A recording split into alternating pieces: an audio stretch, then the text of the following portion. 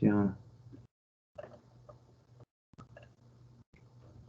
Arrancamos la grabación de esta última sesión de las crisis. Ha sido un camino largo, hemos visto muchos modelos y en esta última sesión vamos a ver algunas cosas más para cerrar sobre todo esta temática de las crisis financieras. Bien. Muy bien, entonces ya revisamos en la sesión anterior el modelo de Akerlof-Romer. Y de ese modelo de Akerlof-Romer vimos que existe la posibilidad de que los agentes accionistas de un banco, incluso siendo racionales, busquen saquear, o sea, caigan en esta práctica de looting, como les llaman a Akerlof y Romer. Sobre todo pueden buscar saqueo cuando el gobierno pone un límite muy bajo al apalancamiento. O sea, cuando el gobierno deja que el banco se endeude de una forma muy amplia, puede surgir con mayor probabilidad esta tendencia de que los bancos se endeuden de más, ¿sí? Los accionistas sacan todo el dividendo posible y luego cuando llega el periodo en el que se liquida, o bueno, no necesariamente llega el periodo en que se liquida, pero durante el periodo de operaciones del banco, termina viéndose que el banco no es rentable. Pero como ya se sacaron los recursos vía dividendo y hay responsabilidad limitada, los accionistas ya no se hacen cargo y quien se termina haciendo cargo es el gobierno. ¿Eh? Entonces ya hablamos de eso en el modelo de Akerlof y Romer. Lo que hoy vamos a hacer es explorar de forma muy amplia, no vamos a entrar mucho en los detalles, sino de forma muy amplia, algunos otros enfoques sobre crisis financieras. Ya no vamos a poder ver todo lo que hubiera querido que veamos, pero por lo menos quiero dejar abriendo las puertas para algunos enfoques adicionales que vale la pena conocer. ¿Ya? Entonces vamos a retomar desde este punto, verán. Nosotros recuerden que habíamos planteado que se puede estudiar las crisis financieras desde un enfoque de poder. ¿Ya? Yo estoy de hecho trabajando en eso y por eso es que tengo bastante material que hubiera querido compartirles, pero al menos quiero compartirles algunas ideas, ¿no? Entonces no olvidemos, había estos 4 enfoques. Hemos hablado ya de la economía política desde el enfoque de Akerlof y Romer y esta idea de que hay una oligarquía financiera que puede saquear al Estado a través de quebrar los bancos a propósito. Eso ya lo vimos, incluso con el modelo. Hoy nos vamos a concentrar en el enfoque de poder estructural, ¿ya? O sea, vamos a hablar tanto de cómo las instituciones pueden ser demasiado grandes para caer, ¿sí? O cómo pueden estar demasiado interconectadas para caer. Y vamos a cerrar la sesión hablando un poco de inestabilidad financiera, ¿ya? Los puntos que no vamos a poder abordar ya por temas de tiempo es el poder de mercado y el surgimiento de burbujas financieras y cuestiones especulativas adicionales, ¿ya? Entonces, de todas maneras, les recomiendo sobre todo explorar la obra de Robert Shiller, ¿ya? Entonces, esta es una cuestión, el concepto de irracionalidad exuberante es altamente recomendado. Les recomiendo full que revisen ese trabajo. Entonces, penosamente ya no vamos a poder revisar en este curso, pero al menos les motivo para que exploren un poco eso por su propia cuenta. Muy bien, entonces ya hablamos de economía política y crisis financiera a través del modelo de Akerlof y Romer, así que eso podemos ya cerrar. Y nos vamos a concentrar en unas cuantas formas de poder estructural. ¿Ya? Ok. Entonces, verán, cuando hablemos de poder estructural, viene la primera cuestión de, bueno, ¿qué entendemos por poder estructural? Entonces vamos a entender este concepto como la capacidad de dar forma y de controlar o de influenciar a las estructuras sociales. ¿Ya? Este es un concepto parecido, pero no igual al que usa Susan Strange. Ella es especialista en relaciones internacionales y ella usa el concepto de poder estructural, sobre todo para hablar de la capacidad que tienen los países de influenciar sobre las estructuras de la economía política internacional. ¿Sí? Por ejemplo, cómo un país puede influenciar en el comercio exterior versus otros países, en comercio internacional, perdón, con otros países, o cómo puede influenciar a nivel de deuda, inversiones, etc. ¿Ya? En nuestro caso, el poder estructural lo entendemos como la capacidad de influenciar sobre las estructuras. ¿Ya? Es un poco evidente la definición. Es muy parecido a lo de Strange, no igual, pero es parecido. Y obviamente, como estamos hablando de crisis financieras, nos estamos enfocando en estructuras financieras, ¿no? Obviamente. Entonces, esa es la cuestión, ¿no? Entonces, en nuestro contexto, no son cualquier estructura la que analizamos, son estructuras financieras. Entonces, bueno, ¿qué se puede decir de todo esto? Se puede argumentar, como dice en la lámina, que con la financiarización se ha dejado que varias instituciones crezcan o se conecten demasiado. Y así han surgido esas instituciones que se le puede llamar demasiado grandes o demasiado interconectadas para perder. ¿Ya? Pensemos en grandes bancos, ¿sí? Que concentran depósitos, concentran créditos y que si se les deja quebrar, básicamente con los créditos van quebrando a otras instituciones. ¿Ya?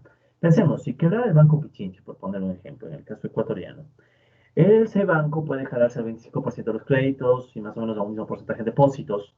Y sobre todo a nivel de depósitos es grave, porque entonces la gente que tiene recursos en ese banco va a alarmarse, va a querer sacar, puede haber una corrida bancaria. Y si no hay recursos, se interrumpe toda una cadena de pagos. ¿Ya? Entonces al gobierno no le tocaría salvar al banco. O sea, sí ven, es algo bien parecido a lo de Akerlof y Romer. Entonces no sería lo mismo si el banco fuera pequeño. Si el banco fuera pequeño y no tuviera ninguna participación importante en los créditos o en los depósitos, por último se le puede dejar quebrar y no pasa nada. ¿Ya? Entonces, se puede poner como hipótesis que estas instituciones demasiado grandes o demasiado interconectadas pueden terminar ganando poder estructural, ¿sí? Y pueden influenciar en las estructuras financieras o incluso en las no financieras, como dijimos en algún momento, ¿no? Estos grandes bancos pueden influenciar hasta en los propios gobiernos. ¿Ok? Entonces, bueno, por lo general, cuando hablemos de una institución financiera demasiado grande para perder, decimos o hablamos de una institución que se vuelve tan grande que si falla, puede poner en crisis a las estructuras financieras y hasta a la economía en conjunto. ¿Ya? Entonces, esta intuición viene del trabajo de Yonu, Boxic y Timsky. Disculpen, no sé la pronunciación exacta, pero bueno. Entonces, esa sería la idea, ¿no? Entonces, pueden surgir instituciones que si quiebran, pueden jalar a todo el sistema financiero y a la vez pueden jalar a toda la economía. ¿Ya?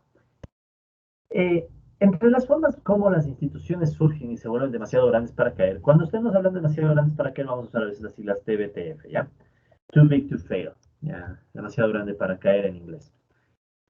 ¿Por qué les pongo las siglas en inglés? Porque, bueno, ustedes cuando revisen, o bueno, si algún rato tienen la oportunidad de revisar esta literatura, la mayoría está en inglés, ¿sí? Es lo penoso. O la más fuerte está en inglés, entonces ustedes van a ver que es cómo usar este término, too big to fail, ¿ya? Entonces, ¿qué aspectos o qué formas o qué razones pueden llevar al surgimiento de estas instituciones? ¿Y cómo pueden contribuir a las crisis financieras? ¿Ya? Entonces aquí he sacado algunos puntos que originalmente de este trabajo de Yono et al. Y también viene de un trabajo que yo estoy realizando, ¿no? Entonces, hay varios, ¿no? Aquí solo son algunos para poner en orden las ideas. Por un lado, obvio, las instituciones demasiado grandes para caer pueden pedir políticas favorables para crecer, ¿sí? Es decir, el gobierno puede, tanto en tiempos normales como en tiempos de crisis, tomar políticas que crean y sostienen el tamaño y poder de estos bancos o de estas instituciones. ¿Ya? Ejemplo, ¿qué sucede cuando se da la crisis financiera del 2007 al 2009? Se da la quiebra de algunos bancos, ¿sí? Pero en esas quiebras, el gobierno incluso ayudó a unos bancos para que absorban a otros, ¿sí? Si no me estoy equivocando, creo que Bank of America, por ejemplo, absorbió a JP Morgan, cosas así. Creo que fue así, ¿no? Si me equivoco, me disculpan, pero más o menos se dieron absorciones fuertes. Y se fueron absorbiendo varios bancos que iban quebrando. Entonces, varios bancos de inversión que fueron quebrando, fueron absorbidos por los bancos más grandes. Entonces, incluso en épocas de crisis, puede suceder que el gobierno o los gobiernos tomen medidas que favorecen a que los bancos crezcan. Pero también en tiempos normales. Ejemplo, ¿qué sucede cuando un banco decide pagar los créditos, pagar los salarios de sus empleados, digamos un gobierno? Paga los salarios de sus empleados a través de un banco privado. Entonces al banco privado le está canalizando muchos recursos. Si pensamos en el Ecuador, en el Ecuador se pueden estar pagando alrededor de unos 8.000, 9.000 millones de dólares solo en sueldos cada año en el sector público. Si eso lo canalizas a través de un banco privado, le estás prestando al banco privado prácticamente esos recursos para que el banco privado después los pague a la gente. Porque uno dice, no, es que el banco es el intermediario, pero le estás dando el control de un sistema de pagos. Entonces el banco privado crece en tamaño, crece en recursos que puede usarlos para muchas cosas, para ofertar créditos y demás, y por tanto se vuelve muy grande.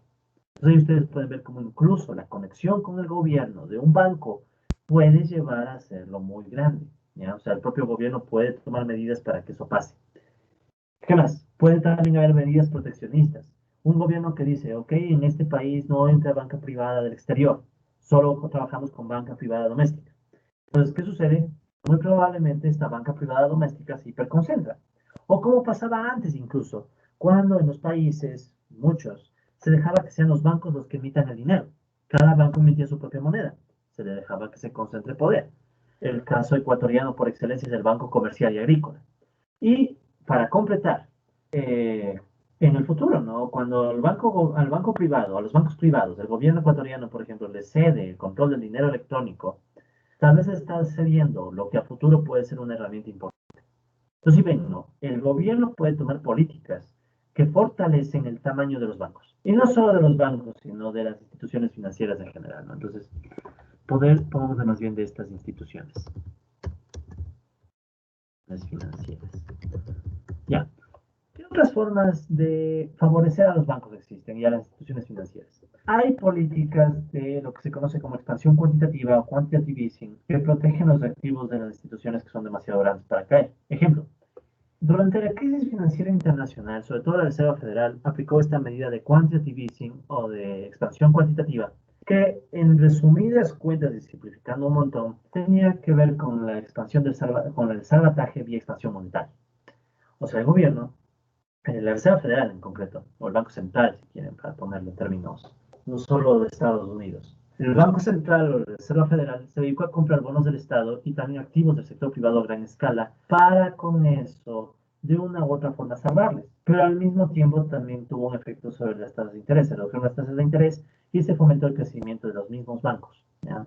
Y de las instituciones financieras, porque con tasas de interés más bajas empieza a darse una mayor rentabilidad a los negocios de inversión, etcétera, etcétera. ¿Ya? Pero el punto al que voy, con medidas como la expansión cuantitativa, ¿qué se logró? Que la Reserva Federal emita una gran cantidad de recursos. Ahora ya no es en papel necesariamente, sino solamente en cuentas electrónicas. Y con esa emisión se compraban bonos del Estado, o sea, del mismo Estados Unidos, bonos de deuda. Y también se permitió que se cubran activos privados, como las pérdidas que se dieron en la crisis financiera. En la crisis financiera del 2007 al 2009 hubo unas pérdidas espantosas de miles de millones de dólares o de billones. Ya vieron eso al inicio cuando hablamos de ese tema. Y la Reserva Federal lo que hizo, bueno, fue básicamente salvarles, generando emisión, o sea, quantitative easing. El Banco Central Europeo se demoró más en hacer eso, al menos de lo que yo recuerdo. Y eso sí parece que le generó problemas. O sea, la Reserva Federal, digamos que reaccionó más rápido, a mi parecer, ¿no? Ahí hay todo un debate. Pero bueno, ¿qué más? Otras razones que le dan poder a estos bancos o que le pueden ayudar a generar poder y también llevar a las crisis, estos bancos o estas instituciones demasiado grandes para caer, ¿cuáles son? El tratamiento regulatorio favorable. Esto es obvio. Por ejemplo, en la Gran Recesión. En la Gran Recesión se podía ver clarito cómo a bancos específicos se les trataba con privilegios. Muchos accionistas de esos bancos que quebraron, ahí ven cómo cuadra perfecto el modelo de Akerlof y Romer, ¿no? Muchos accionistas de bancos que quebraron se llevaron los dividendos y nunca pagaron sanción alguna. Muchos volvieron a ser hasta funcionarios en los gobiernos, en el gobierno estadounidense, por ejemplo. Entonces, ¿qué sucede? Cuando estas instituciones son demasiado grandes, tienen la capacidad de recibir trato favorable con respecto a las medidas de regulación. Incluso se les deja que se autorregulen. Recuerden que hay toda esa idea del libre mercado, la autorregulación, que viene en temas financieros, está a través de la hipótesis de los mercados eficientes, ¿no? De Eugene Fama. Entonces, ¿cuál es el punto? El punto es que en esencia se les deja a los bancos hacer lo que quieran porque son demasiado grandes. Entonces, como dices, bueno, son tan grandes que ellos mismos sabrán regularse. O se les deja que regulen agencias que básicamente tienen como empleados a los propios ex trabajadores de estos bancos, ¿no? Entonces ahí viene esa idea del poder estructural, ¿no? Y es más, fíjense, luego de la crisis financiera, después de la gran recesión del 2007 al 2009, no hubo medidas serias, incluso para que los bancos sean más pequeños, sino que hasta se han vuelto más grandes en algunos casos. Eso significa, al menos según Ioannidis, el autor que les menciono, puede estar significando que el riesgo de una nueva crisis financiera siga ahí, y peor en una época de crisis como el coronavirus. ¿Ok? En fin, ¿qué más? El lobby. Esta es clásica. O sea, los oligarcas financieros, cuando tienen bancos demasiado grandes, casi como que ganan el derecho a hablar o a sentarse al lado de, o a tomar un café, o a almorzar, o a conversar con los grandes grupos de poder, políticos, económicos y el gobierno, obviamente. Entonces, cuando tú manejas el banco más grande de un país, digamos, la Compichincha, obvio que si tú en algún momento necesitas hablar con el presidente, te dejarán hablar con el presidente, o con algún ministro, o con asambleístas, y no solo en el Ecuador, en el mundo. En Estados Unidos es abierto el lobby, o sea, es abierto el cabildeo. Las instituciones grandes ponen a sus representantes para que estén conversando y negociando con congresistas. Y a eso agréguenle que también estas instituciones grandes tienen poder porque pueden contribuir a las campañas electorales. O sea, básicamente le pones plata a los candidatos, entonces luego les puedes exigir favores. Y viene también el efecto de las puertas giratorias. No se olviden, ¿no? Esto de las puertas giratorias significa que alguien que está trabajando en una gran institución financiera privada luego pasa al gobierno, luego regresa a la institución y están así rotando. ¿Ya? ¿Y qué otras razones pueden fomentar el surgimiento de nuevas crisis financieras y que estén vinculadas a esto de demasiados grandes para caer? Está también la prominencia del dólar. ¿Sí? Eh, la gran banca y el dólar han contribuido a que estas instituciones financieras básicamente manejen el mundo económico y financiero. Sí, entonces cuando escuchamos hablar de estas instituciones, Lehman Brothers, JP Morgan, Goldman Sachs, eh, no pensemos que son instituciones demasiado lejanas a nosotros. ¿Sí? De hecho, son instituciones que en muchos casos, por ejemplo, Goldman Sachs, a cada rato está negociando y transando con deuda ecuatoriana en dólares, ¿sí? Y con otras deudas. Entonces, la prominencia del dólar estadounidense también ha contribuido a que surjan estas instituciones demasiado grandes para caer y que al mismo tiempo estas instituciones tengan demasiado poder. ¿Ya? Pues bueno, algunas razones en concreto tenemos la prominencia del dólar, como les mencioné, eso ha ampliado las estructuras financieras. El uso del dólar como moneda mundial ha permitido que las instituciones demasiado grandes para caer en Estados Unidos se vuelvan al mismo tiempo las más importantes intermediadoras financieras del mundo. Entonces ya no es solamente Goldman Sachs un problema en Estados Unidos, ahora es un problema global. Ecuador le va a pedir plata a Goldman Sachs. Ecuador usualmente deja prendas a Goldman Sachs como el oro. A cada rato Ecuador está dejando oro a Goldman Sachs a cambio de recursos de corto plazo. Y luego tiene que estar viendo de dónde saca plata para después sacar la prenda de oro, para no perder. Y así. ¿Qué más? La Reserva Federal. La Reserva Federal, gracias al dólar, se ha vuelto básicamente el prestamista de última instancia global. ¿Qué significa esto? De esto hablamos un poco en sesiones pasadas. La Reserva Federal ha terminado incluso prestando dólares a los bancos centrales del mundo para que los bancos centrales del mundo puedan manejar sus activos en dólares. Entonces, ¿qué significa eso? Que le damos un enorme poder a la Reserva Federal. También hay fallas en la capacidad de coordinación a escala global. O sea, eso también ha contribuido a que surjan grandes crisis globales y que las instituciones demasiado grandes para caer casi hagan lo que quieran.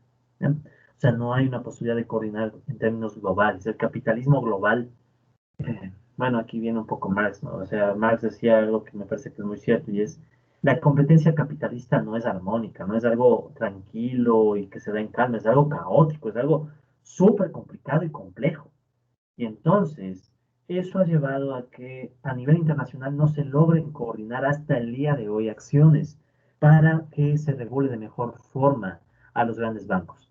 Hay toda una serie de tratados y acuerdos como son los de Basilea. ¿Sí? Entonces, algo, cuando uno estudia en finanzas, estos temas de riesgo financiero, trata de estos temas de Basilea 1, Basilea 2, etc. O sea, son una serie de lineamientos para más o menos tratar de regular los riesgos financieros. Pero en la práctica, estos grandes bancos hacen lo que les da la gana en el mundo real. En fin, entonces, como les digo, esa es la una parte, ¿no? Bancos demasiado grandes para caer, ¿ya? Pero no solamente puede haber poder estructural por el tamaño, también puede ser que existan bancos que estén demasiado interconectados para caer, ¿sí? En ese caso se usan las siglas TITF, Too Interconnected to Fail, ¿ya? Entonces son demasiado interconectados, tal vez no sean muy grandes, pero son como esa pieza clave que si se cae todo el castillo de naipes, ¿ya? Entonces, ahí hay múltiples modelos de redes financieras para estudiar esto. Créanme que yo hubiera querido incluso estudiar con ustedes un par de redes financieras, pero obviamente ya el tiempo no nos da. Pero de todas maneras les dejo mencionando, ¿no? Hay un trabajo, por ejemplo, bien interesante de Haldan y May, del 2011, ya un poquito viejo, pero ellos, por ejemplo, presentan un modelo que muestra cómo un shock inicial causa fragilidad financiera en diferentes niveles, según las condiciones como se conectan los bancos. Pues imaginen que es una red financiera. Una red financiera es una red en donde varios bancos se conectan a través de créditos y depósitos. ¿Sí? Entonces, a través de créditos y depósitos están conectados. Peor si son bancos de inversión. Imaginen, son el banco de inversión del ejemplo de Akerlof y Roma, del modelo de Akerlof y Roma. Este banco de inversión pudo haber puesto plata en otro banco, invirtiendo en acciones de otro banco, o pudo haber puesto plata prestándole a otro banco. Entonces, como ven, los bancos también pueden estar conectados unos con otros. ¿Ya? Entonces, ¿qué sucede? Resulta ser que según cómo estén conectados los bancos, si hay un shock en la red financiera, si algún banco falla, eso puede hacer que todos los demás bancos fallen. ¿Ya? Entonces, un trabajo, como les digo, bastante interesante es el de Haldane y May. Y hay otro trabajo que también les recomiendo, si desean, les puedo pasar también el artículo, de Acemoglu. ¿Ya? Entonces, Acemoglu en 2015 sacó un artículo bien interesante sobre también eh, instituciones que cuando están demasiado conectadas pueden generar riesgos financieros. ¿Ya? Entonces aquí tienen, por ejemplo, dos gráficas de ejemplos muy sencillos, ¿no? Del modelo de Acemoglu de redes financieras. ¿Ya? Pero ya pueden imaginarse que esto es así en el inicio, ¿no? El modelo es un poco complejo. Bueno, pero ya a estas alturas ustedes ya se han peleado con tantos modelos que un modelo más, un modelo menos, ya creo que no les asusta la palabra modelo. Ahora lo que les debería asustar es qué matemáticas se usan, ¿no? Pero bueno, no creo tampoco eso. Yo creo que ustedes tienen toda la capacidad, colegas. En todo caso, el tema cuál es, que ya tenemos muy corto tiempo, así que solo les voy a dar la intuición básica, ¿no? Entonces, Acemoglu plantea unos modelos en red, ¿sí? Donde un banco se conecta con otro, ¿ya? Entonces, por ejemplo, aquí ustedes pueden ver una red tipo anillo, ¿no? Una red financiera tipo anillo, o aquí pueden ver una red financiera completa, ¿no? Se les llama completa usualmente una red en donde todos los nodos se conectan, ¿no? Imaginen que cada nodo es un banco. De hecho, estas redes financieras son parecidas a las redes que alguna vez construimos para los sectores en Marx. ¿Se acuerdan? Hablamos del sector uno y el sector 2. Y cada sector se conectaba a través de los flujos de dinero. Entonces, algo muy parecido se puede plantear en términos de redes financieras con bancos. ¿Ya? Entonces, Acemoglu hace eso. Y bueno, a través de su modelo de red, Acemoglu llega a un resultado. O bueno, dos resultados en realidad. Entonces, ¿cuáles son los resultados que se obtienen? Son los que sintetizo aquí, ¿no? Ya saben, un modelo tiene un montón de cosas, nosotros aquí solo estamos dando los resultados, pero está fundamentado, ¿no? O sea, no es que lo dice porque sí, ¿no? Entonces, por un lado dice este módulo, cuando una red financiera sufre un shock de baja magnitud, o sea, es un shock pequeñito, una entidad financiera tuvo un problema, no pudo cobrar algún préstamo, o por ahí quebró, invirtió mal la plata en algún lado, o sea, le pasó un shock pequeño, ¿ya? Entonces, cuando sucede un shock de baja magnitud, según el modelo de Acemoglu, una mayor interconexión bancaria hace que la red sea más estable. Pensemos, hay un shock en alguno de los nodos de la red, ¿ya? Digamos que falla, no sé, cualquier nodo. Falla un nodo y es como que, bueno, un ejemplo muy actual. Es como que hubiera un virus en el nodo.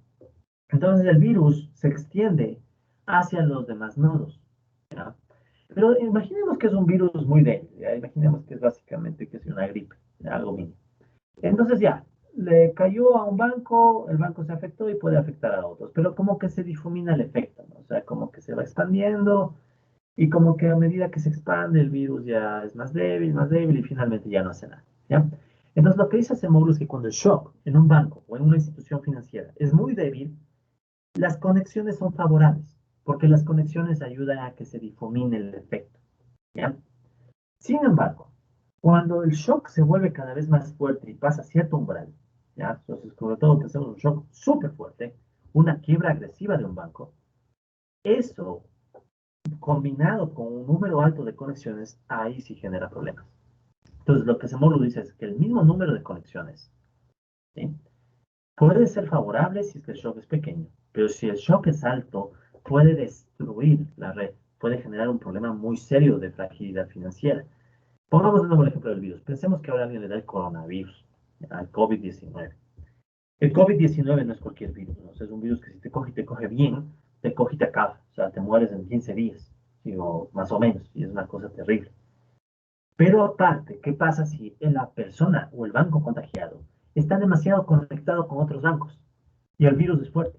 Entonces, las conexiones pueden hacer que empiece a caer uno, cae otro, cae otro, cae otro, o sea, se da una caída en cadena. Porque el shock es tan fuerte que no se difumina. O pese a que se difumina, sigue siendo fuerte. Entonces, si ven más o menos de idea, ¿no? O sea, un shock, si es lo suficientemente fuerte, puede provocar que una red muy conectada genere problemas. Entonces ahí viene justamente el poder estructural de las instituciones demasiado interconectadas para caer. Llega una institución al gobierno y le dice, verás, mi institución está conectada con todo el mundo. Si me pasa un shock muy serio, me voy jalando a todo el mundo. Y no porque quiera, sino porque ya estamos conectados. Así que o me salvas o aceptas que la red se vaya al demonio. Entonces, ¿qué le queda al gobierno? Ayudar. Por eso es que incluso yo creo, eh, De hecho, estoy tratando de hacer esto, si es de mi cuenta. Creo que se pueden combinar estos modelos de redes, sobre todo el modelo de Acemoglu, se puede combinar con el modelo de Akerlof y Romer. Piensen, sería chévere. Sería como que un banco, ¿sí? Un banco quiebra a propósito. Y luego va dando el gobierno y dice, verás, si yo quiebro va a pasar esto. Así que me salvas. O sea, sí me cachan. Es como que justificaríamos el por qué el gobierno salvaría al banco. El banco podría decir, verás, si yo quiebro, me voy jalando a este otro banco, este otro banco, este otro, y a los clientes. Así que o me salvas o aceptas la destrucción. Entonces el gobierno queda entre la espada y la pared y dice, bueno, acepto.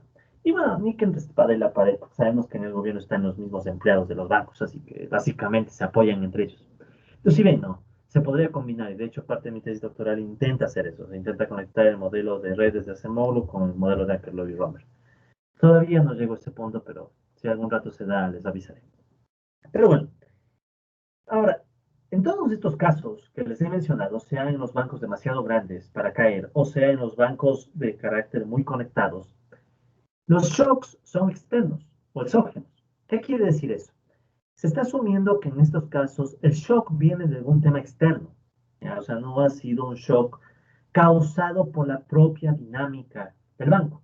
Es un shock externo, o sea, a menos que sea la quiebra a propósito, ¿sí? Entonces sí sería un tema interno.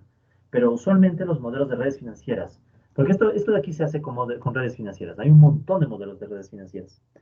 Entonces, con estos modelos de redes financieras se trata de estudiar estos temas. Pero usualmente el shock es un tema aleatorio, por ejemplo, ¿no? O sea, es como que un banco invirtió en algún tema y por ahí alguien no cumplió y empieza. O sea, no es un tema interno o endógeno, ¿ya? Esto va a cambiar con algo que se conoce como la hipótesis de la inestabilidad financiera, que es planteada por el economista Hyman Minsky, ¿ya? Entonces, Hyman Minsky, un economista que tomó mucha relevancia, mucha notoriedad, sobre todo con la crisis financiera del 2007 al 2009. Con esa crisis todo el mundo empezó a volver a leer a Minsky, ¿ya? Y es un economista bien interesante, tiene varios trabajos. Yo de algunos de los trabajos de Minsky he elaborado esta clase de hoy, ¿sí? Entonces, ¿qué tiene de interesante Minsky? ¿Por qué meterlo ahí? Primero porque, bueno, estamos hablando de crisis financieras, entonces la hipótesis de la inestabilidad financiera es clave en estos temas. Pero aparte de eso, es interesante porque Minsky va a plantear que no, los shocks exógenos no son los que causan las crisis financieras. O sea, no es un tema aleatorio. No es que un banco muy grande por ahí falló porque pasó un shock y después se jala la red. No. Lo que Minsky va a decir es que en esencia va a haber una tendencia a la crisis propia del sistema. Sí, ya lo vamos a explicar. Toda esta clase casi es clase sobre Minsky. Entonces, Minsky lo que va a decir es eso, en esencia, ¿no? La tendencia a la crisis financiera es propia del sistema. O sea, no es un tema de un shock aleatorio, no es un tema que está muy conectado, ya no. O sea, el sistema tiene su propia tendencia a la crisis. Esto es bien interesante. O sea, Minsky de hecho plantea una hipótesis que permite construir esquemas cíclicos de crisis financieras. ¿Ya? Y más o menos va en la siguiente idea, ¿no? Ya voy a explicar con más calma, pero un resumen, ¿no? Según Minsky, en las etapas de estabilidad, sí, cuando todo está estable en términos financieros, en etapas de estabilidad financiera, tiende a aumentar la sofisticación financiera. O sea, cuando todo está yendo con calma, bien, de repente el mundo se empieza a enloquecer por sacar instrumentos financieros más sofisticados. Piensen, lo que pasa con las hipotecas subprime en Estados Unidos. Todo marcha relativamente bien después de la crisis de las .com. O bueno, no relativamente bien, pero digamos que ya hubo la crisis de las .com y luego como que la economía ya pasó la burbuja y de repente todo el mundo empieza a buscar nuevas formas de sofisticación financiera en la etapa de estabilidad, como fueron los créditos ninja, créditos a gente sin ingresos, sin trabajo, sin activos. Pues a ellos se les daba créditos, los créditos subprime, o las famosas hipotecas subprime.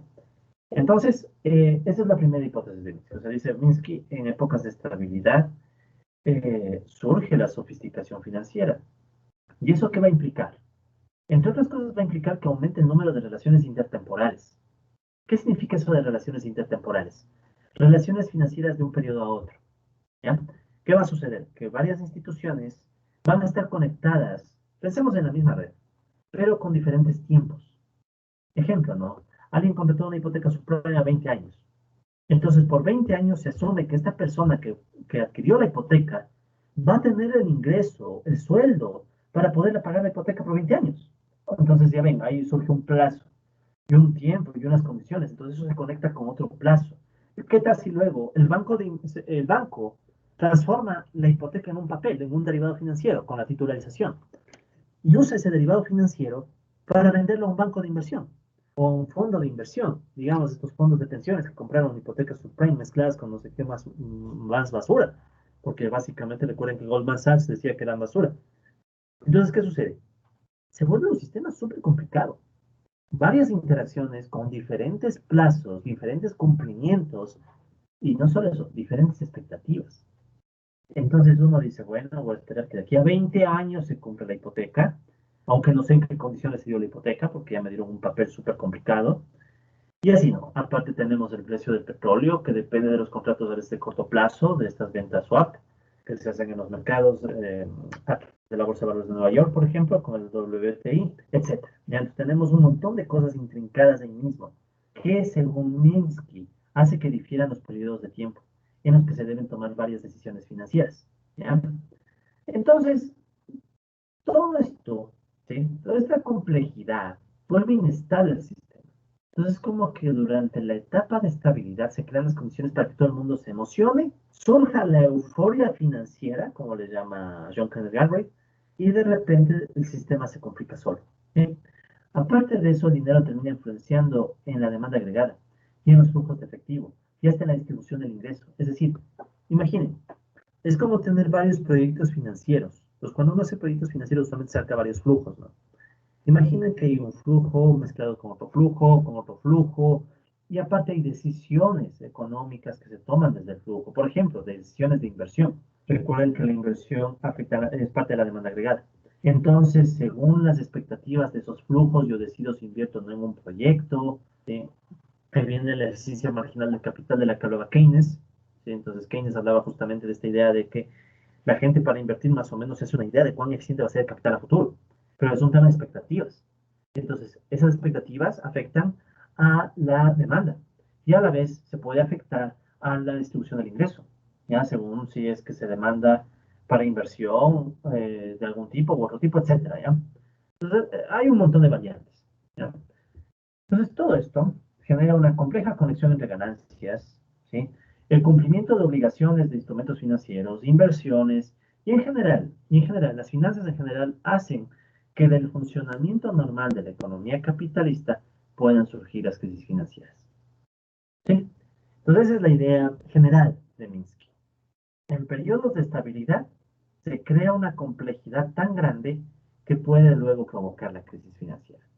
Entonces, es bien interesante esta idea de Minsky porque, si se ponen a pensar, en la época de normalidad, la gente a veces se confía. Ahí viene el tema de la irracionalidad exuberante de Robert Schiller. Es esta época en la cual la gente cree que todo va bien. Entonces, ves que todo está bien, todo está tranquilo. Y a veces la gente también sufre de exceso de confianza, ¿no? Entonces la gente dice, bueno, todo está yendo bien. De repente surge una buena inversión, te emocionas e inviertes, porque crees que ves bien, porque todo el mundo le va bien. O sea, todo este un montón de falacias, ¿no? La falacia de agregación, si crees que el resto del mundo a todos le va bien, a ti también te va a ir bien. Esa exagerada autoconfianza, al decir, bueno, yo como soy sabido, yo soy pilas, yo sí sé cómo hay que invertir, invierto hasta este momento y luego me salgo, todo eso, ¿no? Entonces, según Minsky, todo eso combinado hace que de la misma estabilidad surja la crisis. Entonces, bien interesante. Pues bueno, lo que vamos a hacer ahora es tratar de explicar un poco esta hipótesis de la inestabilidad financiera de Minsky, pero para ello necesitamos ver algunos conceptos. ¿Ya? Si quieren, esto es lo más cercano a un modelo. No es exactamente un modelo lo que va a hacerse con Minsky, pero es más o menos una suerte de esquema. ¿Ya? Es un esquema en el cual tenemos algunas variables que vale la pena comprender. ¿Ya? Entonces, esto está tomado igualmente de un texto de Minsky, ¿no? Entonces, tratado de ser fiel a lo que Minsky hace. Pero en algunos puntos van a ver que hice unas pequeñas variantes para poder visualizar mejor los resultados. Entonces, bueno, entonces vamos a analizar, ¿sí? Entonces, pongamos de mejor con otro título. Esta lámina, llamémosla analizando la hipótesis de la inestabilidad financiera. Estabilidad financiera, ¿ya? Entonces, para entender la inestabilidad financiera, o más o menos entender algunos de sus elementos principales, partamos de un tema básico de finanzas, ¿ya? Entonces, consideremos una serie de flujos de efectivo, ¿ya? Quitamos elementos, una serie de flujos de efectivo provenientes de una inversión. Entonces, imaginemos que hay un proyecto de inversión. Es como el proyecto que tenía este banco de inversión en el modelo de Akerlof-Roman, ¿no? Pero ahora tenemos varios periodos, ya no tenemos dos. Entonces pensemos que tenemos un flujo de efectivo, ¿ya? Que va en el periodo 1, periodo 2, periodo 3, hasta el periodo T mayúscula, ¿ya? Entonces tenemos todo este flujo de efectivo, y en todo este flujo de efectivo vamos a considerar, ¿ya?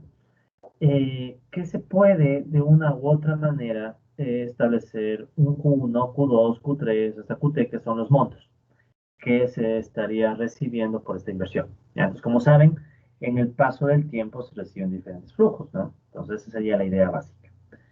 ¿Ya? ¿Para qué se usan estos flujos de efectivo? Ya pensemos, nosotros estamos en el periodo cero. ¿Ya?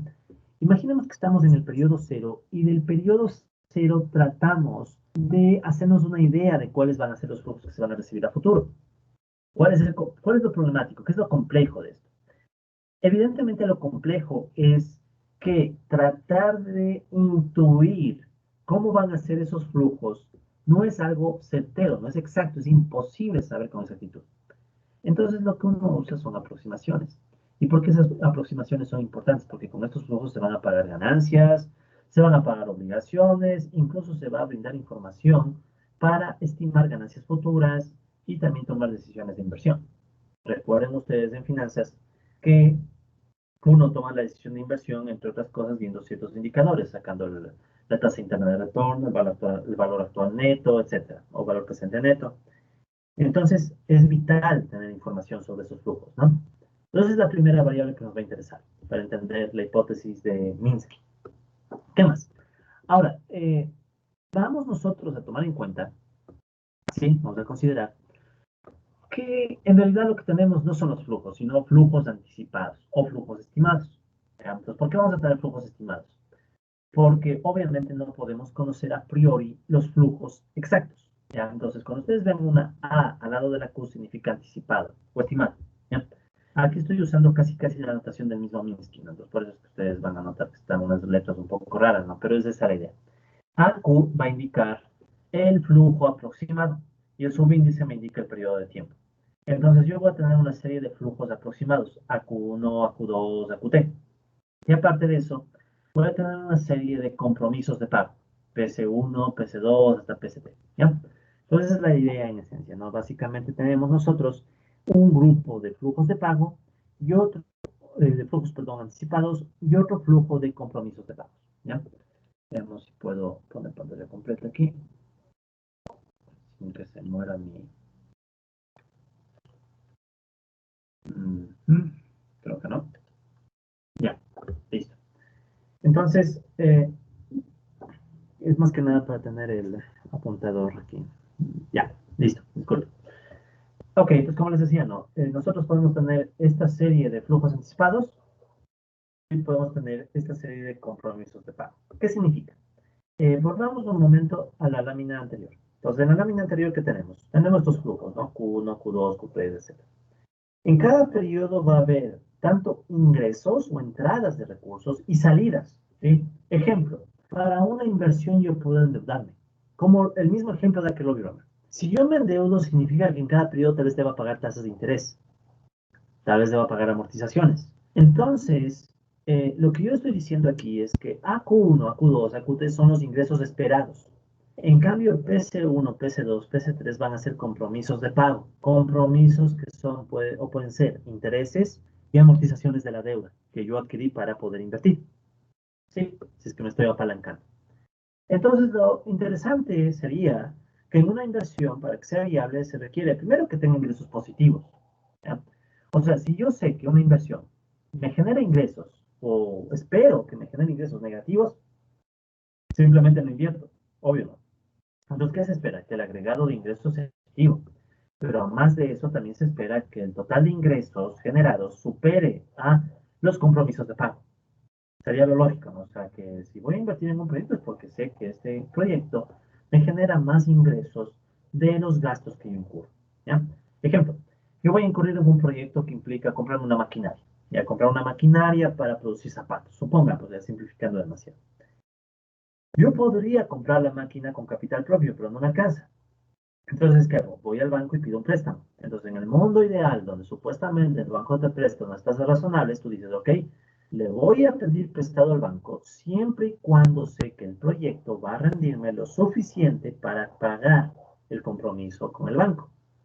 Excepto a menos que yo sea un mega banco que sé que me van a salvar, cosa que no es así, ¿no? O sea, si uno es un cliente pequeño, sabe que si quiebras, quiebras. De hecho, piénsenlo, ¿por qué será que las empresas pequeñas sí se les deja quebrar y a los bancos grandes no? Obvio, ahí viene el tema de poder, ¿no? Es que los bancos grandes si quiebran pueden generar problemas, etcétera. Lo que decíamos hace unos minutos. En fin, entonces se requiere que el total de flujos anticipados sea mayor al total de pago de obligaciones para que la inversión sea viable y tenga sentido. Sin embargo, este análisis recuerden que está incompleto. ¿Por qué está incompleto? Es necesario, recuerden, incorporar el efecto de las tasas de interés. ¿Sí? Y bueno, también el hecho de que hay créditos. Pero sobre todo el rol de las tasas de interés. Ya no se olviden esto. El dinero en el tiempo usualmente no se puede sumar y agregar así nomás. Toca tomar en cuenta que con el paso del tiempo hay una tasa de interés que se puede generar cuando yo tomo el dinero y lo pongo en los mercados financieros. Lo que ya hacíamos en el modelo de Akerlof y Romer y lo que usualmente se hace en finanzas. O sea, recuerden que cuando ustedes analizan finanzas, en finanzas los flujos de efectivo tienen que descontar por la tasa de interés o la tasa de descuento, dependiendo de qué tasa de descuento usen. Usualmente se usa la tasa de interés, ¿por qué? Porque se asume que el dinero que tú gastaste en el proyecto podías haberlo utilizado en el mercado. Entonces hay un costo de oportunidad, ¿no? O sea, yo al momento de utilizar el dinero para comprarme una máquina, estoy dejando de poner ese dinero en el banco y dejo de recibir el interés. Entonces, si yo sacrifico el interés que hubiera recibido por poner el dinero en el mercado, tengo que comparar ese interés con la rentabilidad del proyecto. ¿Ya? Es lo mismo que hacíamos en el modelo de Akerlof y Romer, pero para varios periodos. Bien. ¿Qué más va a decir Minsky? Minsky dice, ok, tenemos estos flujos anticipados, que repito, son estimaciones, y tenemos compromisos de pago. Estos no son estimaciones, estos están contratos. Pues ya pueden ver el primer pasito, ¿no? Mientras que tu proyecto va a depender de ciertos ingresos que, bueno, ojalá se cumplan. Los compromisos de pago no. Los compromisos de pago son elementos que están contraídos incluso vía contrato. Tú adquieres una deuda con el banco, ya firmaste todos los papeles y acordaste con el banco cumplir cierto tipo de pagos en cierto tiempo, ciertos montos, cierto interés, cierta amortización. Entonces, ¿qué significa? Significa que los compromisos de pago es algo mucho más certero. En cambio, los flujos anticipados dependen de la demanda, depende de si te va bien en el negocio, etcétera, ¿no? Depende de muchas cosas. Entonces, de todas maneras, Minsky dice que podemos descomponer estos elementos en los siguientes componentes, ¿no? Entonces, ustedes pueden ver que Minsky planteó unos flujos A, ¿sí? Los flujos A. Estos van a representar los flujos de dinero que cubren los gastos de capital, ¿ya? Y también tienen unos gastos PCA, ¿ya? ¿Qué son los gastos PCA? Los compromisos de pago PCA. Estos son los compromisos de pago generados por el principal de las deudas que adquieren, o sea, la amortización. Y no se olviden, cuando ustedes tienen una deuda, tienen tanto la amortización como el interés. La amortización es el principal, o sea, cuando ustedes están pagando amortización, están pagando el principal de la deuda. Entonces, como quien dice, tienes un flujo AQA que debería servir para cubrir un PCA. ¿Sí o bueno? Entonces, esto sería como quien dice cubrir el principal de la deuda, la amortización. Ya eso debes cubrir. ¿Y qué otro elemento debes cubrir?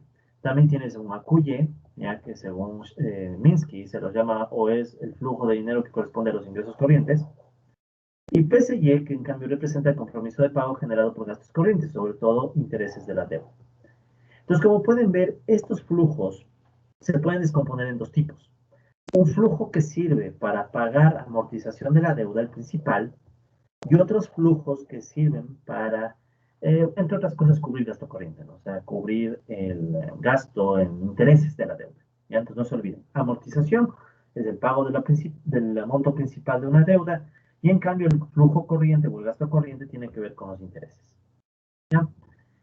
¿Para qué vemos todas estas definiciones? Bueno, Minsky va a usar todas estas definiciones para empezar a elaborar su hipótesis de la inestabilidad financiera. ¿ya? Entonces, pensemos que esto es para una inversión. Y en el mundo financiero, ¿cuántos tipos de inversión hay? Hay un montón.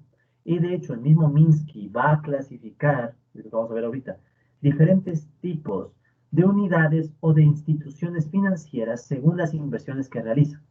En particular, Minsky plantea tres grupos de unidades financieras o de instituciones financieras. Yo les voy a llamar instituciones financieras. Estas instituciones financieras están diferenciadas según el tipo de inversión que hacen, ¿ya? Entonces, ¿cuáles son estas instituciones financieras? La primera institución financiera que identifica Minsky es lo que él llama instituciones de cobertura, ¿sí? O instituciones de finanzas de cobertura, Hedge Finance Institutions, o Hedge Finance Units, ¿ya? Entonces, aquí, ¿cuál es el tema clave? Cobertura, hedge, ¿ya? ¿Qué quiere decir una institución de cobertura? Estas son las instituciones financieras que, según Minsky, dan la mayor seguridad, ¿sí? ¿Por qué? Dan la mayor seguridad, pues cumplen con una condición, y es que para todo T, AQT es mayor a PST, ¿ya? Entonces, ¿qué significa esto? Para todo periodo de tiempo, entonces aquí tenemos un flujo de inversión, ¿no? Entonces, un flujo de efectivo que nace de unas inversiones. Para todos los periodos, 1, 2, 3, T-1 y T, se cumple que el ingreso esperado, ¿ya? El ingreso esperado que se obtiene de este negocio es mayor que el compromiso de pago en todos los periodos, ¿sí? Entonces, como pueden ver, en este caso las barras azules, por ejemplo, siempre superan a las barras rojas. Es decir, los ingresos que yo espero del proyecto siempre son mayores que los compromisos de pago, o sea, si quieren las deudas que yo adquirí para poder entrar en el proyecto.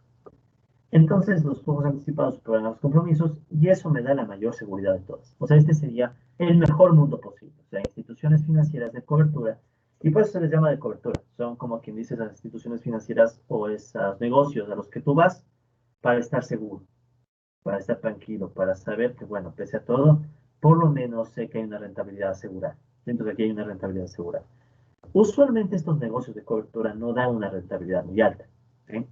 Porque son de poco riesgo y por lo general más bien sirven como para que tu dinero no esté ocioso, entre comillas. O sea, es una típica falacia en el capitalismo, ¿no?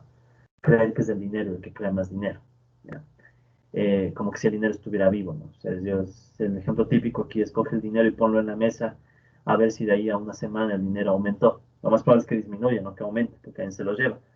Pero en los mundos financieros se suele utilizar esas palabras de que el dinero está ocioso cuando no genera rentabilidad.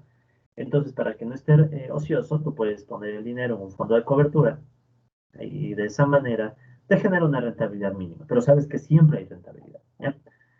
Un ejemplo un poquito forzado pueden ser los bonos del Tesoro de Estados Unidos. Que pase lo que pase, siempre se paga, ¿ya? Por poner un ejemplo, repito, un poquito forzado, ¿no? Ya, sigamos. En estas instituciones de cobertura, ¿sí? Hay un valor presente, ¿ya? ¿Cómo se saca el valor presente de estos flujos netos? ¿Ya? Aquí vale la pena tal vez recordar, sobre todo para quienes no se acuerden un poco, cómo se hace estos análisis. Recuerden, el valor presente significa sacar la diferencia entre los ingresos y los costos. O sea, habría que restar AQ1 menos PC1, AQ2 menos PC2, AQ3 menos PC3, o sea, sacamos la diferencia, ¿no? Y el sobrante o esa diferencia, que sería el flujo neto, ¿ya? Lo traigo a valor presente. Lo traigo al valor presente. En este caso, el valor presente es cero. En el modelo de Kirchhoff y Romer se acuerdan que el valor presente lo sacábamos al final del periodo. ¿Por qué? Porque la decisión se tomaba al final del periodo, ¿no? O bueno, pudo haber sido al inicio, da lo mismo. ¿Ya? O sea, el punto no es cuándo lo hacen.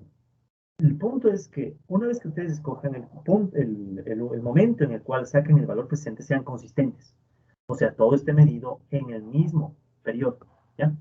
En nuestro caso, todo lo vamos a medir en valor presente en el periodo cero. Entonces, por ejemplo, piensen, si yo tengo un AQ1 y un PC1 en el periodo 1, ¿cómo les paso al periodo cero? Primero habría que restar AQ1 menos PC1. Luego de restar, tengo que descontar, o sea, bajar a valor presente, ¿ya? Este término. Y es lo que ustedes pueden ver en esta expresión. En esta expresión de valor presente, ¿qué estamos diciendo? Tengo la QT, o sea, el ingreso esperado, menos los compromisos de pago. Esto me da un saldo neto, un flujo neto. Y a ese flujo neto le multiplico por K, donde K va a ser las veces de la tasa de descuento. ¿Sí? De hecho, aquí se dice, K representa la incertidumbre del flujo de dinero. Y eso obviamente va a depender de la tasa de interés. ¿Sí? Entonces, esto de aquí es la tasa de descuento. Y esto hay que sumar para todos los periodos. Entonces, para cada periodo hay un flujo distinto, hay un compromiso de pago distinto y hay una tasa de descuento distinta. ¿Ya? Esto es lo más básico que uno suele estudiar en matemáticas financieras o finanzas o bueno, como ustedes lo hayan estudiado. Pero esa es la idea, ¿no? Entonces, ese es el valor presente del proyecto. Entonces, para las instituciones de cobertura, el valor presente no puede revertirse de positivo a negativo por cambios en las tasas de interés. ¿Qué significa eso? Que en este tipo de negocio, donde siempre el ingreso es mayor al compromiso de pago, ninguna tasa de interés puede generar un valor presente negativo, nunca. ¿Por qué? Veamos la fórmula. Aquí está la fórmula de valor presente. AQ siempre es mayor que PC, para todo T, siempre es mayor. Como AQ siempre es mayor que PC, entonces estos paréntesis siempre van a ser positivos. Y la tasa de descuento nunca es negativa, siempre es una tasa de interés positiva. Entonces, ¿qué sucede? Que por más descuento que le hagas, el valor presente en estos fondos de cobertura siempre es positivo. ¿Sí? Lo que se dice aquí justamente. Es decir, el valor presente, en este caso, de instituciones de cobertura, siempre te va a dar un resultado positivo. ¿Ya? Entonces, eso es, digamos, una de las ventajas de estos fondos de cobertura. Por eso se llama de cobertura, porque tú sabes que pase lo que pase con la tasa de interés, ganas algo. Así sea mínimo, pero ganas. ¿Ya? Porque siempre estás ganando. Entonces no hay ninguna cosa rara en estas instituciones. ¿Ya?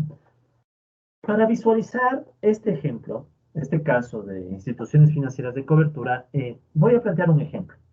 Este ejemplo que les estoy presentando lo he construido yo mismo, ya esto no es Minsky, esto lo he construido yo para poder hacer un ejemplo con números y que puedan visualizar esta idea de la institución de cobertura. Es más, preparé una plantilla en Excel para que ustedes también después, esto va a estar en el aula virtual y también la voy a poner en un enlace para que todo quien guste la use, para que estén experimentando, ¿no? O sea, si ustedes cambian de valores, qué pasa con la inversión y todo eso, ¿ya?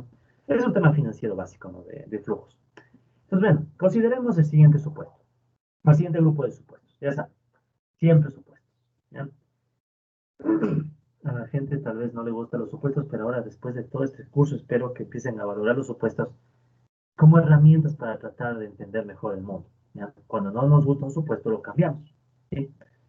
Pero bueno, entonces vamos a asumir los siguientes supuestos. El primer supuesto es que KT, que es la tasa de descuento, vamos a ponerle como 1 sobre 1 más R de la T. ¿Ya? Este es un típico ejercicio de descuento en finanzas. ¿Cómo descuento? ¿Cómo traigo valor presente flujos futuros? Le divido para 1 más la tasa de interés elevado al número de periodos. ¿Ya? Esto es lo mismo que poner 1 más R a la menos T. ¿Cuál es el objetivo, colegas? El objetivo es asumir que en todos los periodos tenemos una misma tasa de descuento, perdón, una tasa de interés R. Y esa tasa de interés R es la que vamos a asumir como tasa de descuento constante. ¿Ya?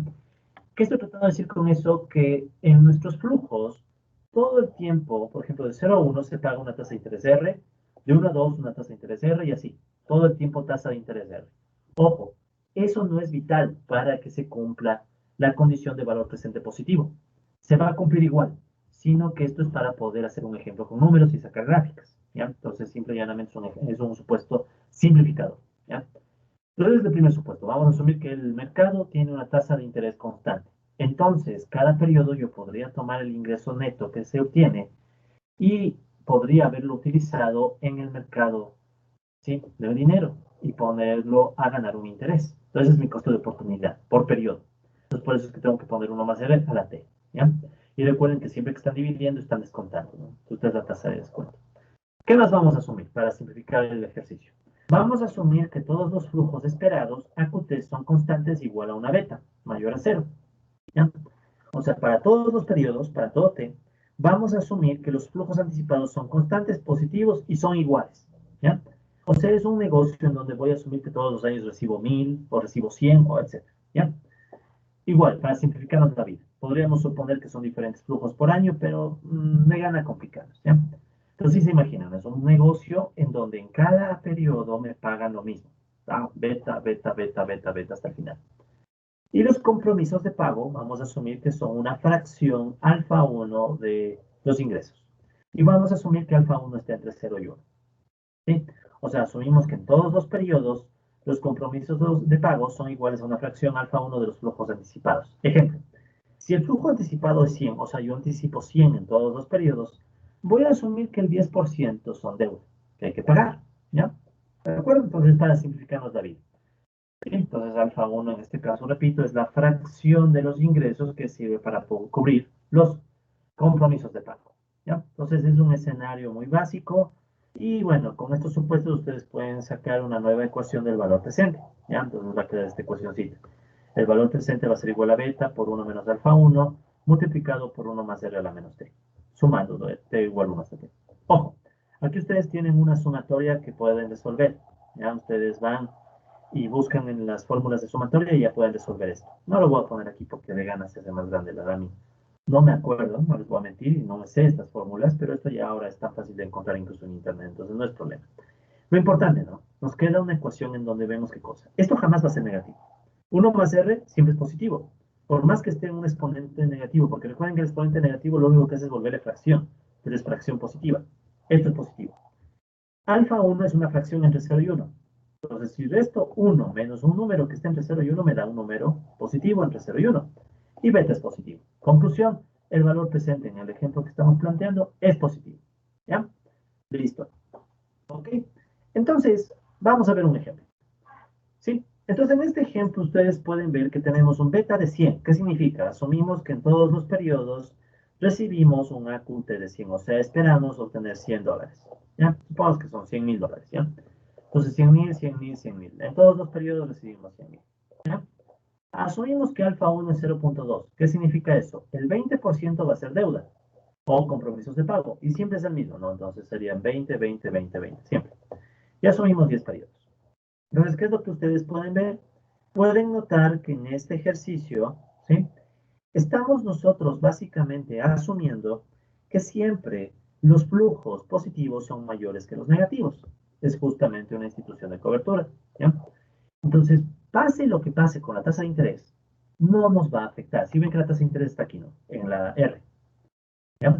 Entonces, ¿qué es lo que podemos hacer? Podemos hacer un experimento en donde tomamos diferentes valores para la tasa de descuento, aplicamos la fórmula y vemos qué pasa con el valor presente. ¿Sí? Entonces, esto es lo que pasa, colegas. En este ejemplo, ¿no? Con estos valores. Beta igual 100, alfa 1 igual a 0.2 y t igual 10. Sucede que sí, cuando la tasa de descuento o la tasa de interés, porque en este caso asumimos que el dinero pudo haberse invertido en el mercado de dinero, disculpen la redundancia, y con eso se hubiera obtenido un ingreso, entonces nuestro costo de oportunidad, ¿no? Entonces, nosotros aplicamos una tasa de descuento, ¿qué pasa con el valor presente? Va cayendo, ¿no? Pero nunca se hace negativo. ¿Sí? Pase lo que pase. Vean que aquí estoy tomando una tasa de descuento desde cero, o sea, una tasa de interés cero, hasta una tasa de interés 1. Y no hay tasas de interés, bueno, casi no hay tasas de interés 1, o sea, tasa de interés del 100%, casi nunca. Y pueden notar que el valor presente del proyecto siempre es positivo. Claro que va cayendo, ¿no? Va cayendo, pero es positivo. ¿Sí? Entonces, esta es la principal característica de una institución de cobertura en términos de lo que plantea Minsky. Una institución de cobertura pasa que a medida que aumenta la tasa de descuento, cae el valor presente, pero siempre se mantiene positivo. ¿Ok? Siempre se mantiene positivo. Ya. Y antes de continuar, bueno, hagamos esto. Al final les muestro la plantilla de Excel, ¿no? Con la que construí todo esto, para que ustedes también experimenten. No, mejor veámosla de una vez. Ya, para que son 3 plantillas, una por cada caso. Solo espero que no se cuelgue mi máquina. ¿Ya? Ok, entonces, verán, para cada una de estas instituciones, uno puede hacer un ejercicio muy básico, ¿ya? Un ejercicio muy básico que en esencia solo consiste en, por ejemplo, poner todo esto en Excel, ¿no? Entonces les voy a mostrar un documento en Excel, ¿ya? Esto les voy a dejar en el aula virtual para que ustedes también practiquen, ¿no? Y si quieren también les puedo pasar al final de la sesión por el chat. Entonces, ¿cuál es la idea? Entonces aquí ustedes pueden ver que tenemos una institución de cobertura, ¿sí? En esta institución de cobertura tienen los flujos, ¿sí? Entonces aquí tienen los periodos, tienen los flujos, ¿sí? Y al final tienen justo la gráfica de flujos, ¿ya? Y aquí está calculado el valor presente. Y aquí está la gráfica que ustedes obtienen cuando hacen diferentes combinaciones, ¿no? Aquí esta gráfica saqué con beta de 100, alfa de... O sea, justo lo que les presenté en la clase, ¿no? En la lámina del curso. Entonces, ¿ustedes cómo pueden experimentar con otros valores? Bueno, este es básicamente el cuadro de comandos, ¿no? O sea, ustedes desde aquí pueden ir cambiando valores para ir viendo lo que pasa con la institución de cobertura cuando le cambian otros números. Por ejemplo, ¿no? Digamos que no toman 10 periodos, sino 20 periodos. Ustedes pueden poner 20 periodos ¿sí? Actualizan el filtro y les queda 20 periodos. Y pueden ver que tienen 20 flujos. ¿Sí? Como esta es una institución de cobertura, ¿qué sucede? Que en los 20 periodos siguen manteniendo esta tendencia de que los ingresos son mayores que los compromisos de pago. ¿Ya? Entonces, esta es la institución financiera más segura de todas, ¿no? Porque me asegura que por lo menos sé que siempre en cada periodo estoy ganando. ¿Ya? ¿De acuerdo? Pues voy a volverle a poner aquí en 10 y volvemos a actualizar el filtro, aceptar, y ahí les queda otra vez 10. ¿Ya? Para construir esta otra gráfica, en cambio, tienen que ir cambiando valores, ¿no? O sea, les tocaría cambiar valores y poner ecuaciones. En este caso está solamente el resultado, pero ya lo voy a poner con ecuación, ¿ya? Pero esa es la idea. Entonces, ustedes van a tener junto con la clase que estamos viendo también esta plantilla de Excel, donde pueden experimentar, ¿no? Esto no tiene nada que ver con evaluación. Es más por si un caso tienen interés en ir viendo cómo cambian los flujos y etcétera. ¿Ya? Tal vez incluso les pueda servir a futuro. Bueno, sigamos. A ver, entonces me vuelvo a conectar a mi pantalla de láminas. Seguimos con las láminas. Ya, ya. Entonces solo era para mostrarles que todo está justificado, ¿no? Bien. Entonces, esa es la idea de la institución de cobertura. Es una institución donde, como les he mencionado, lo principal es que el valor presente siempre es positivo, sin importar la tasa de interés que sea aplicada. ¿Ya? Ok, vamos a la siguiente institución. Luego Minsky dice, ya, no toda institución financiera es una institución de cobertura, obvio. Hay instituciones un poco más complicadas. Entonces dice, una de las instituciones un poco más complejas son las instituciones especulativas, ¿ya? O instituciones de finanzas especulativas. Speculative Finance Institutions, les llama Minsky. ¿Cuáles son estas instituciones? Pero esta institución se caracteriza por la condición de que para periodos iniciales, pensemos un periodo de 0, 1, 2, hasta M, ¿sí? En periodos iniciales, ¿ya? Hasta M, donde a M vamos a asumir que es pequeño y le vamos a llamar un periodo especulativo, ¿ya? Entonces, en el periodo especulativo de 0 hasta M, se cumple que los ingresos esperados son menores a los compromisos de pago. Ya vemos eso, o sea, de 0 hasta M, resulta ser que es más lo que me toca pagar que los ingresos que obtengo del proyecto. ¿Ya? Entonces, ¿cómo es eso? Pensemos que es un proyecto que está empezando. Entonces, al inicio tienes fuertes gastos, ya que tienes que ir cubriendo periodo a periodo, mientras que los ingresos no son fuertes, son bajos, ya podrían hasta ser cero. Entonces, es como que en ese periodo tú tienes una etapa de especulación. ¿Por qué de especulación? Porque tú estás apostando a que luego de este periodo pase lo contrario, los ingresos superen a los compromisos de pago y compenses.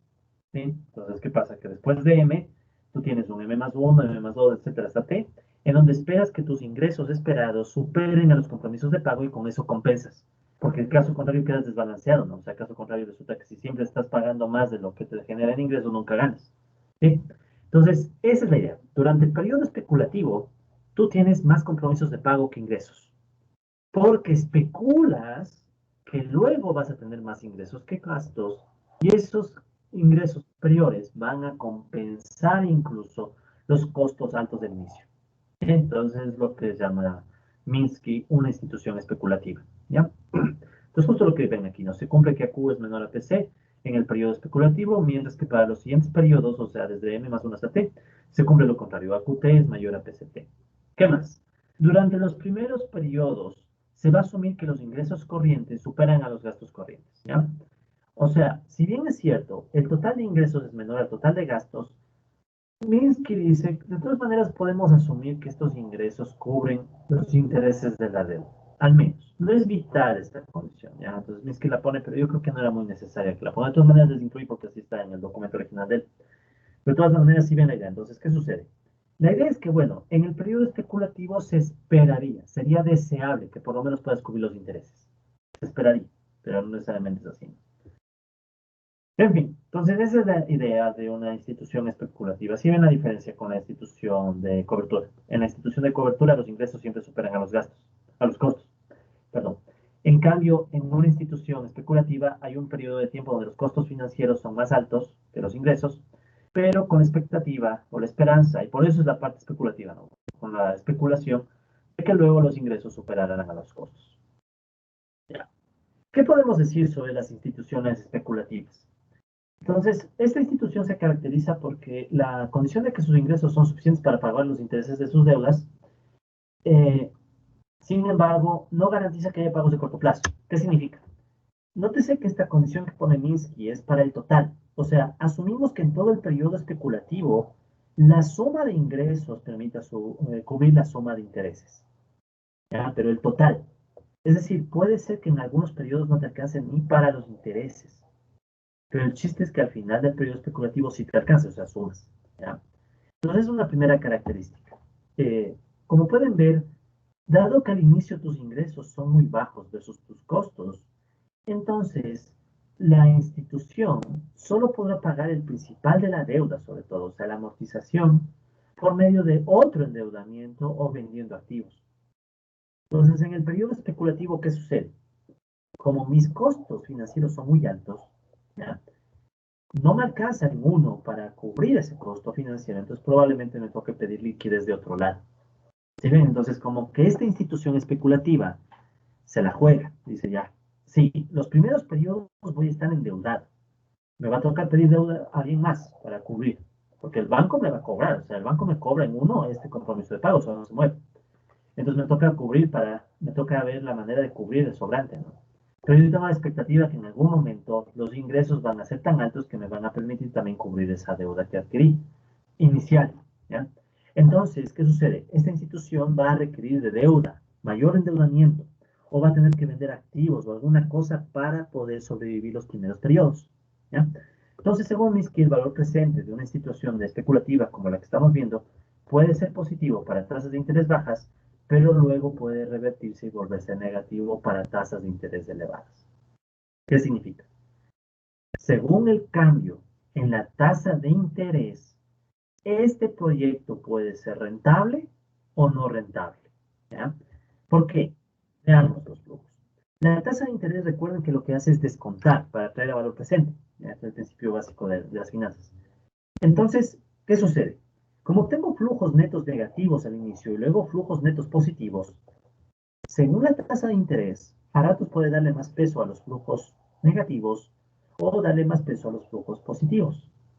Mientras más alta sea la tasa de interés, no se olviden, es un principio general.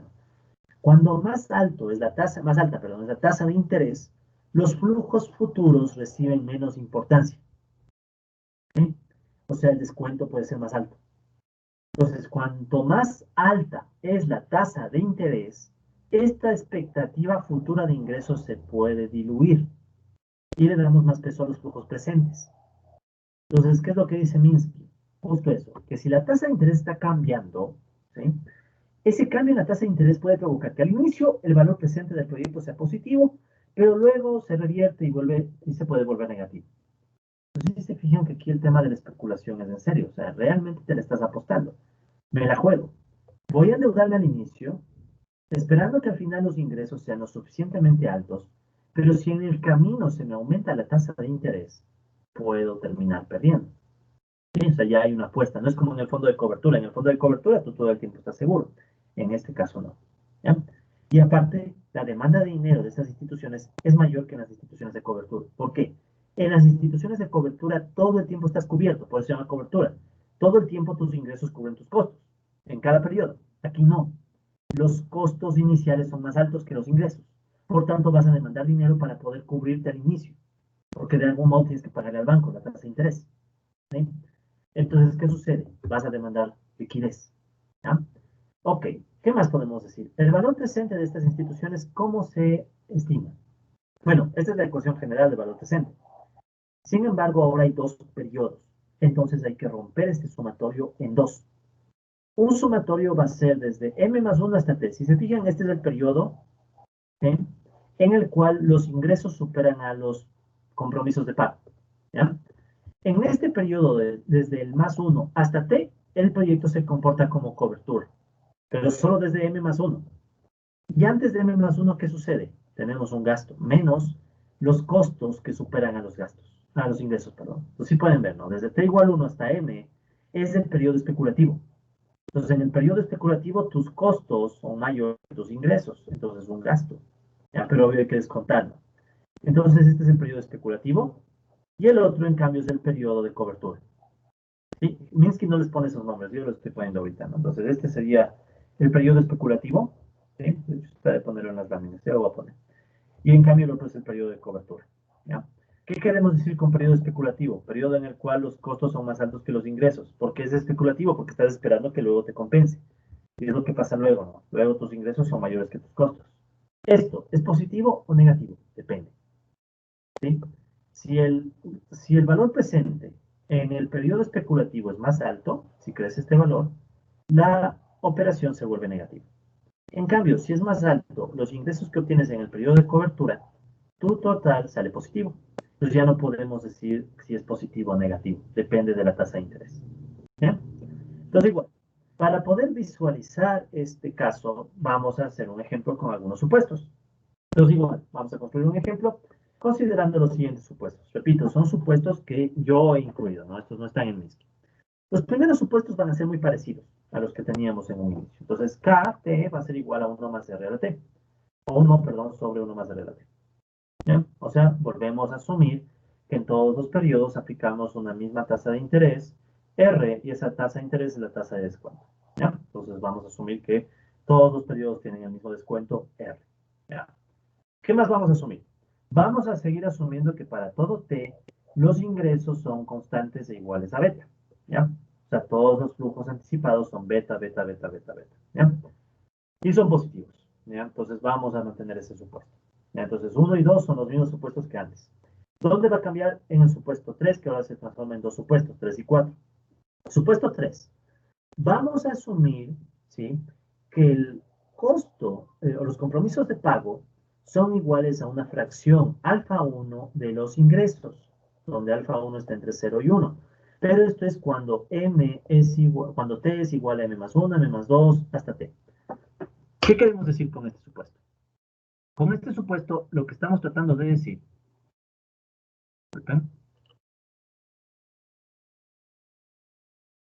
Ya, perdón. Lo que estamos tratando de decir con el supuesto que acabo de mencionar, ¿sí? Aquí solo quiero dejar anotando antes de olvidarme.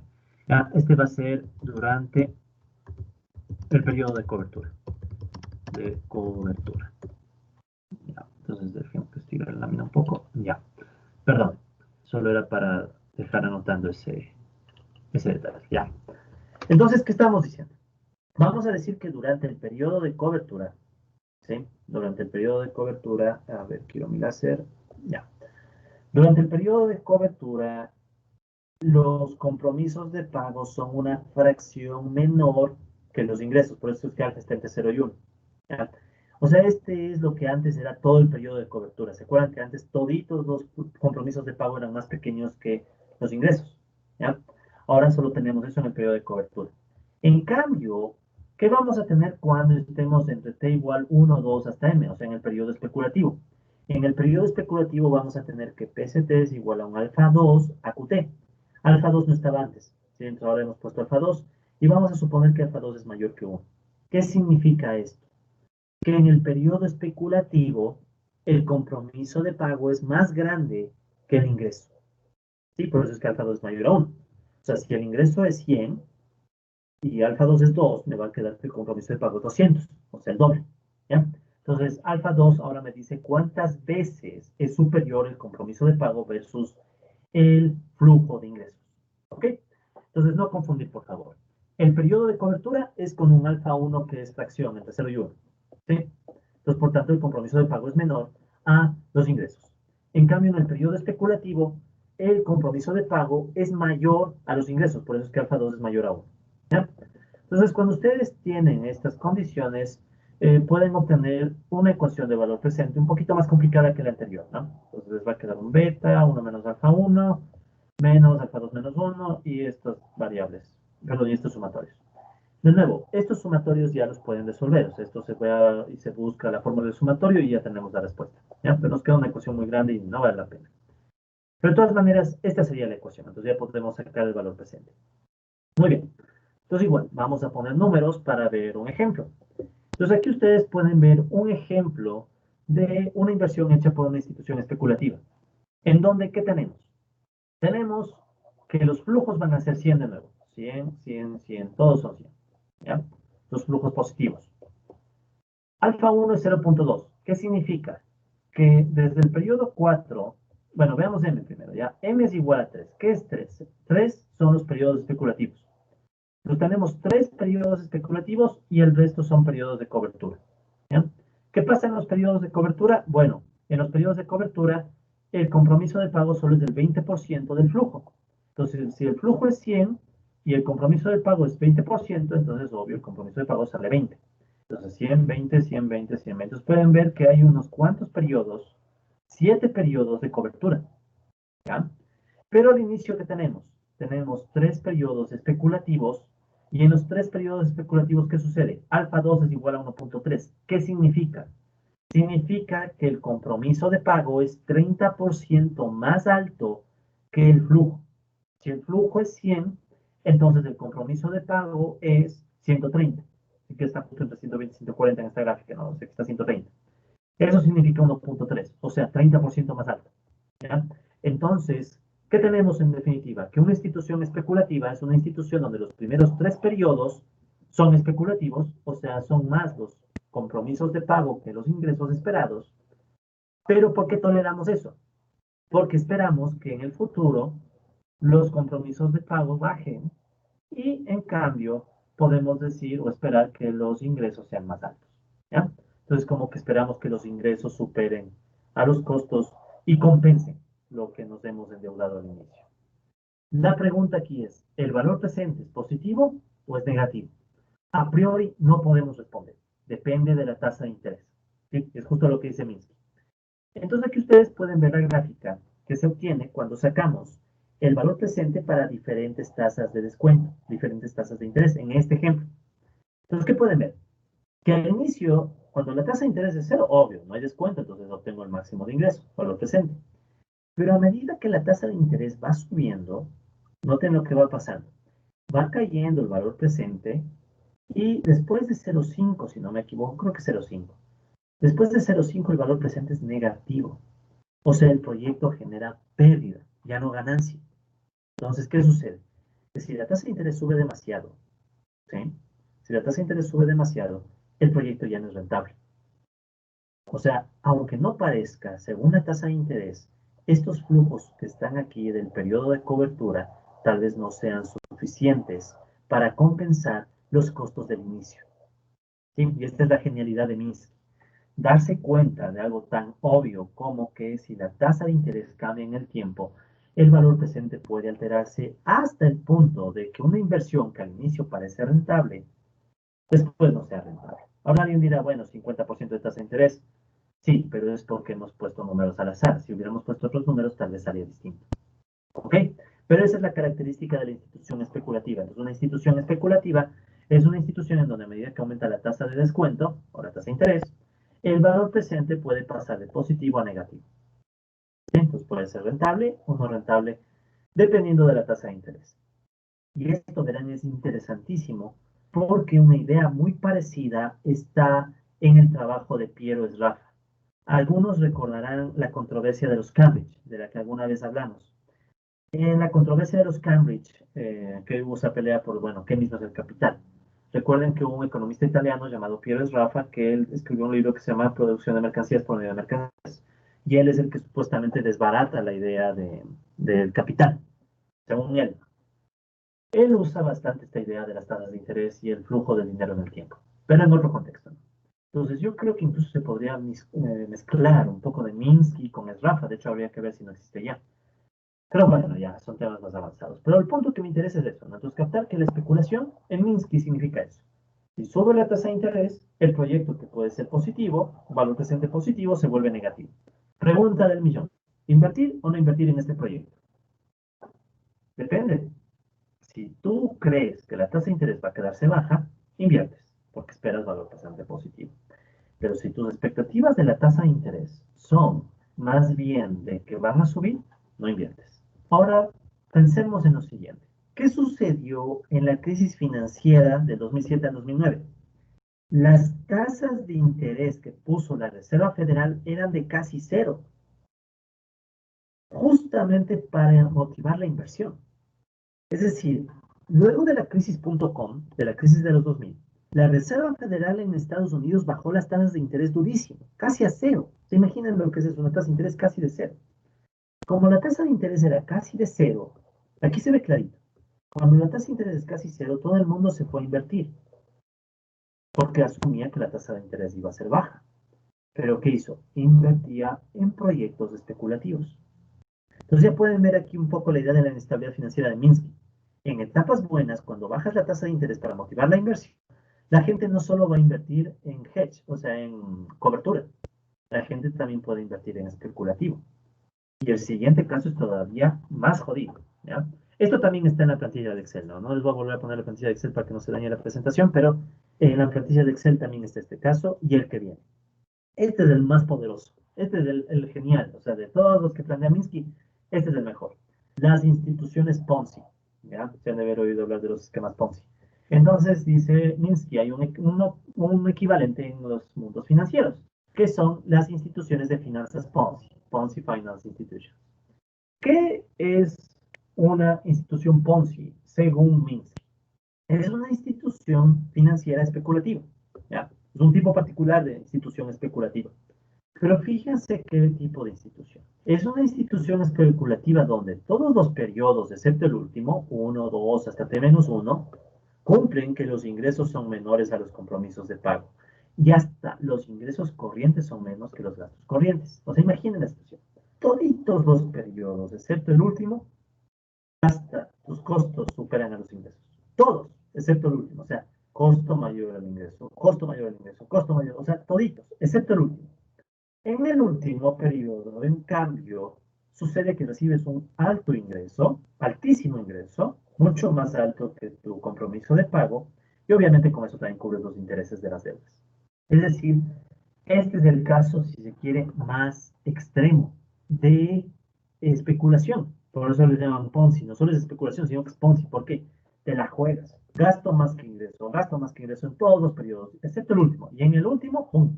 Acertaste y sacaste el mega ingreso. ¿Ya? Entonces, obviamente, más, ¿no? Porque en este caso, eh, si la tasa de interés cambia, te juegas todo el último periodo. Y recuerden que esto es expectativas. Es decir, si por mala suerte llega a fallar este último pago, o sea, es como que te juegas al todo, ¿no? Y si falla este último pago, marchaste, porque te quedas con todas las deudas que no puedes cubrir anteriores. ¿Sí? En este caso, el valor presente de la institución financiera Ponzi toma esta forma, ¿ya? Pues igual, toman la ecuación de valor presente original y en qué se va a transformar. Es como la especulativa, pero ahora fíjense, es como la especulativa, pero resulta ser que casi todos los periodos son especulativos. Solo el último periodo es un periodo de cobertura, de enorme cobertura, ¿no? O sea, rezas para que sea de enorme cobertura, pero todos los periodos anteriores son especulativos. Entonces, ¿cómo se va a ver la ecuación? En la ecuación ves que el último periodo, por eso es que está T mayúscula, ¿no? El último periodo es cobertura, pero todos los periodos desde 1 hasta T-1 son especulativos, PC menos AQ. Entonces, ¿esto será positivo o negativo? Igual, depende, no podemos decir nada. Si resulta ser que el último pago es súper grande, te salvaste, o sea, salvaste la inversión. Si no es lo suficientemente grande, marchaste, ya no funciona la inversión. Pero si ven, o sea, tampoco aquí podemos decir que el valor presente es negativo. O sea, hay incentivos para invertir. ¿Sí? Entonces, este valor presente es en extremo sensible a la tasa de interés. Es bien claro esto, ya lo vamos a ver también. Aquí ni siquiera se cubren los gastos de la deuda, excepto al final. Entonces, estas instituciones van a necesitar dinero todo el tiempo. Si ven que esto necesita mucho dinero porque todos los periodos especulativos necesito tener dinero para cubrir las deudas. Entonces, como que me endeudo y rezo que en el último periodo me llega un punch de ingreso tan grande con el cual pago todito. No me llega el punch, marché, o sea, simplemente marché, ¿no? Prácticamente todo el periodo de inversión especulativo, excepto el final. ¿Sí? Eso está clarísimo. O sea, todo el periodo es especulativo, excepto el final. El último se vuelve el periodo de cobertura. Y bueno, ¿qué más? Noten esto. Cuando las tasas de interés aumentan, puede pasar, esto no está en nuestro modelo, en nuestros ejemplos, pero está en Minsky. Puede pasar que un montón de modelos o de estructuras financieras se vuelvan Ponzi, siendo especulativas al inicio. O sea, para tasas de interés muy altas, muchas inversiones casi se vuelven Ponzi. Entonces, si ven como todo esto es bien sensible a la tasa de interés, ¿sí? Y de hecho, veamos el ejemplo. Entonces, igual, aquí tienen un ejemplo en donde yo he replanteado los supuestos. ¿Ya? Entonces, el primer supuesto es el que ya conocemos, ¿no? Tenemos una tasa de descuento R que asumimos que es constante, ¿ya? La misma tasa de interés R. Aquí vamos a asumir que todos los ingresos son beta para T menor a T. ¿Qué significa? Vamos a asumir que en todos los periodos se recibe beta, excepto en el último periodo, ¿sí? Excepto en el último periodo. Entonces, si ven la diferencia, ¿no? Antes en todos los periodos era beta, beta, beta, beta, beta. Ahora, en cambio, en el último periodo ya no va a ser beta. ¿Qué más? Siguiente supuesto. El compromiso de pago es una fracción del ingreso solo en el último periodo. Entonces, si ven, ¿no? Este es el periodo de cobertura, ¿sí? El último periodo es de cobertura, ¿ya? De hecho, debería poner en la lámina, pero lo voy a poner luego para no dañar la presentación. Entonces, de acuerdo, ¿no? Este sería el único periodo de cobertura. Entonces, en el único periodo de cobertura se cumple que alfa 1 está entre 0 y 1, o sea, es una fracción del ingreso. ¿Qué más? Para el resto de periodos, o sea, el periodo especulativo que dura hasta el penúltimo, ¿sí? O sea, desde 1, 2 hasta T-1 pasa lo contrario. Alfa 2 es mayor a 1. O sea, el compromiso de pago es mayor que los ingresos. ¿Sí? Ya lo visualizan, ¿no? Es como que todos los periodos antes del final son de compromisos de pago altos y de ingresos bajos. ¿Ya? Y en el último periodo, AQT es igual a gamma beta. O sea, si ven, este AQT es beta, excepto en el último. Y en el último se transforma en gamma beta. Y gamma vamos a decir que es muy grande, o sea, mucho mayor a 1. ¿Ya? O sea, el último periodo es mucho más alto que los demás pagos. ¿Sí? O sea, esta es una forma de poner en supuestos la intuición de Minsky. ¿Ya? Porque Minsky solo pone la intuición y ya. Entonces, esto es para que pongamos un poco números y veamos lo que pasa. Con estos supuestos, ustedes obtienen otra ecuación de valor presente, ¿sí? La que está aquí, ¿ya? Y con esas ecuaciones que pueden obtener. Pues pongamos números. Aquí está un caso exagerado ya, pero igual, para que se vean. Entonces aquí pueden ver que los betas son 100.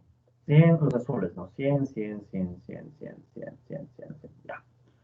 Los compromisos de pago son 1,3 en el periodo especulativo. Esta vez el periodo especulativo va de 1 a 9. O sea, es casi todo el periodo es especulativo. Entonces, ¿qué significa? Que si el ingreso es 100, y 1,3 te da 130. O sea, el compromiso de pago es 130, o sea, 30% más que el ingreso. O sea, tienes ingreso de 100, deuda de 130. 100, 130, 100, 130, 100 y así hasta el final. 100, 130. Entonces, si ven que todito el periodo de 1 a 9 acumulo deudas. No tan grandes, ¿no? O sea, no tan grandes, pero acumulo deudas. 30 de deuda cada periodo. Entonces, hasta que llegue el milagroso periodo 10, yo necesito dinero de otros lados. Entonces, si ven cómo se da la interconexión. Surge la interconexión financiera de la que plantea Minsky. Debo conectarme con otras instituciones para tratar de salvar el proyecto. Llega el periodo 10, el último, que es el de cobertura, y boom, sube. Y me olvidé de poner cuánto sube. Ya voy a poner en gama cuánto sube. Pero veamos. Es básicamente un gama de 10. Porque si ven, ¿no? 100 por 10 subió a 1000. ¿Ya? Entonces no olvide, aquí es un gamma igual 10, ¿ya? Entonces aquí básicamente estamos diciendo que el último periodo me genera un 1000 de ingreso extra, ¿ya? Listo. Entonces, ¿qué obtenemos cuando metemos tasa de interés? ¿Sí? Esta es la institución Ponzi. Cuando ustedes hacen el análisis, repito, aquí me olvidé de poner gamma, gamma es 1000, ¿no? Perdón, gamma es 10, ¿no? Gamma es 10. Entonces, cuando ustedes hacen el valor presente de la institución Ponzi, les queda esto, ¿no? Valor presente positivo hasta la tasa de interés del 20%. Vean, o sea, hay un rango en el que es positivo.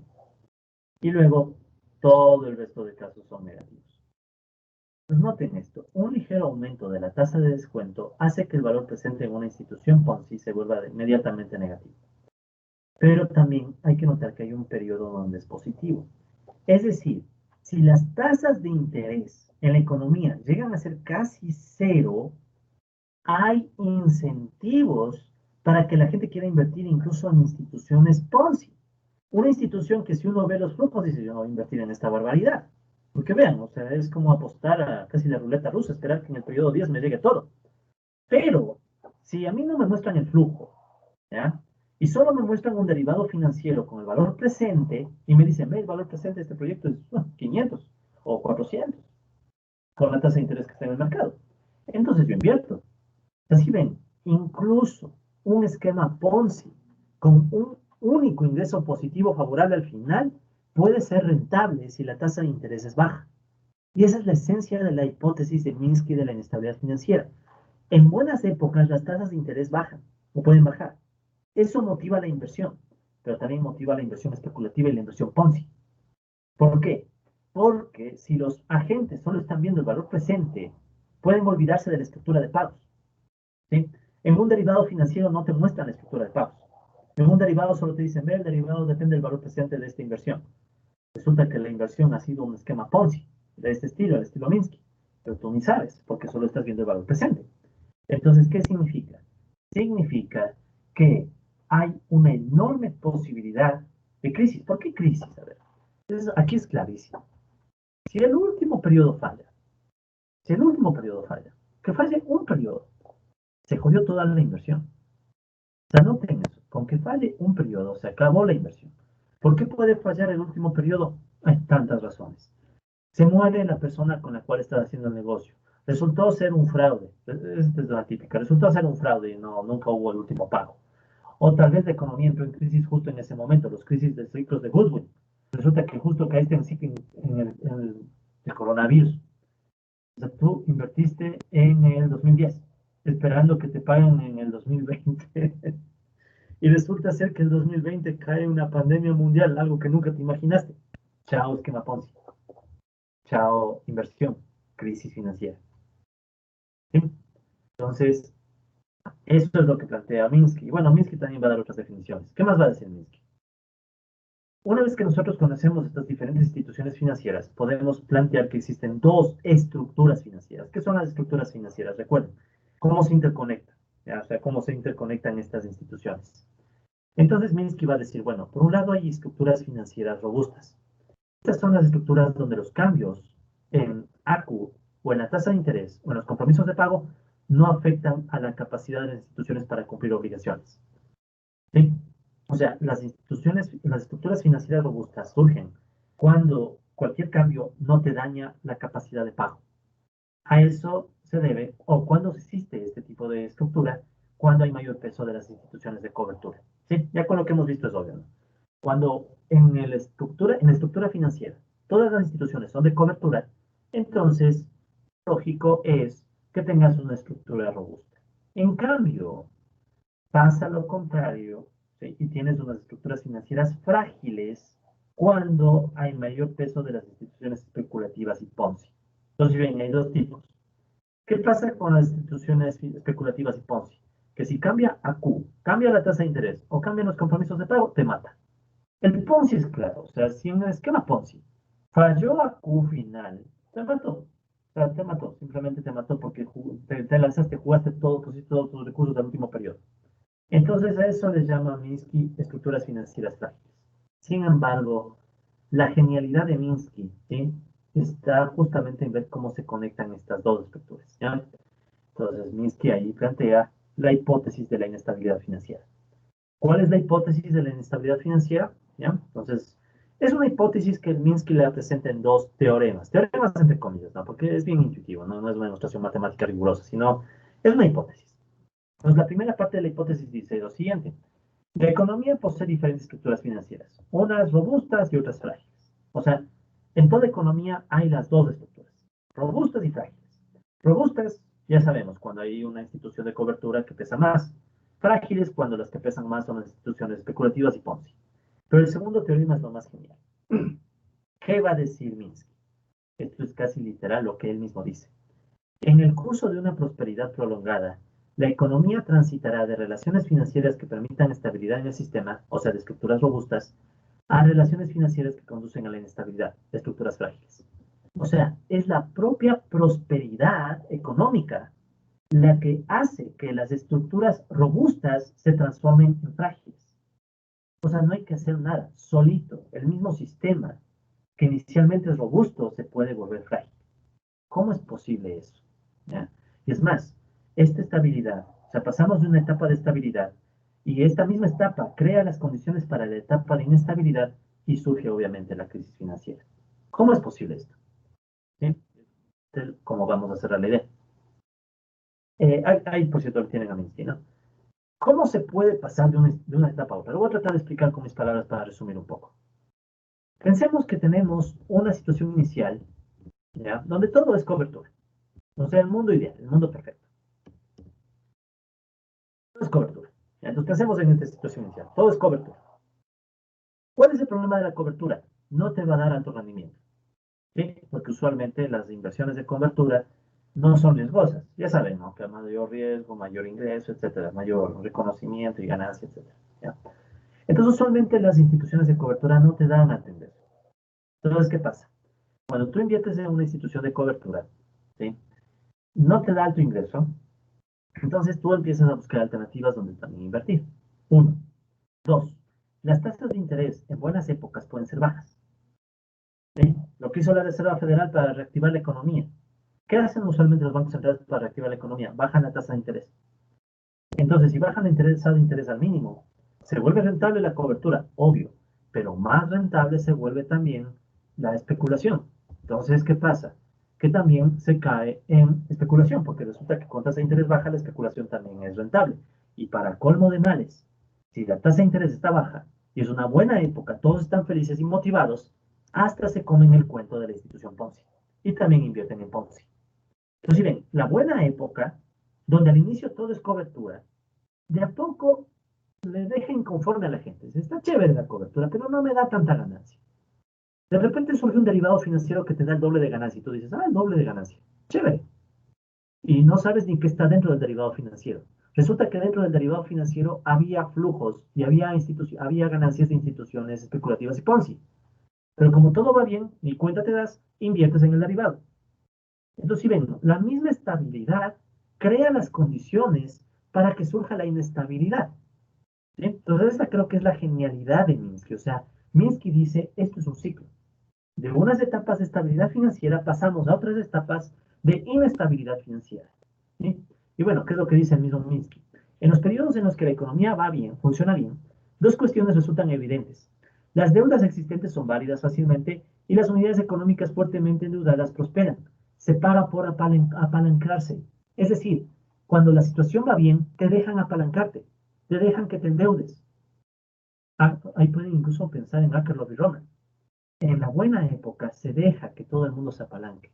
Lo que pasó en la crisis financiera de 2007 al 2009. Se acabó la crisis.com. La Reserva Federal bajó las tasas al mínimo.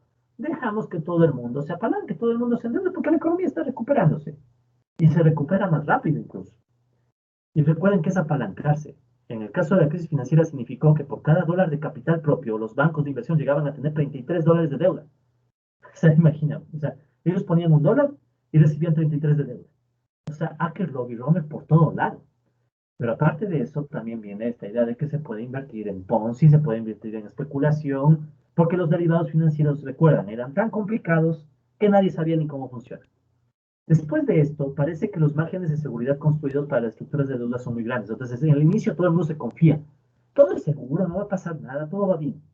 Como resultado, durante el periodo en que la economía está funcionando bien, las visiones sobre las estructuras aceptables de deuda cambian. Se vuelven más tolerables a endeudarse, todo el mundo, porque todo va bien. O sea, si todo va bien, ¿para qué me asusto? Yo también me endeudo. Pero es un esquema Ponzi, pero todo va bien, tranquilo. O por último, la de Schiller, irracionalidad exuberante.